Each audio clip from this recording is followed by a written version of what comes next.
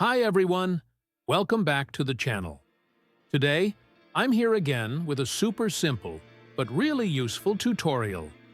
I'll be showing you how to change the icon of any folder in Windows 11. And the best part is, you don't need any extra software. So here's how you do it. First, download a PNG image that you want to use as your folder icon. Once you've got that, go to Convertico.com.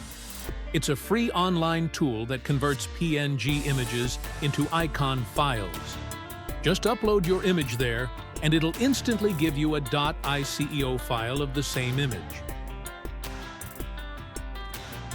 After downloading your new icon file, right-click on the folder you want to change and select Properties. In the window that opens, go to the Customize tab and click on Change Icon.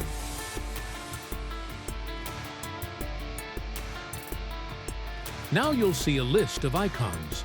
However, since we're using a custom one, click Browse, locate your downloaded .ico file, and then click Open.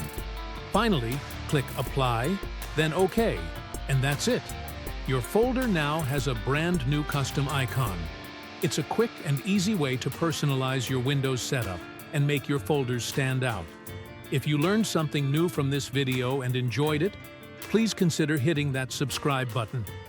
Thanks for watching.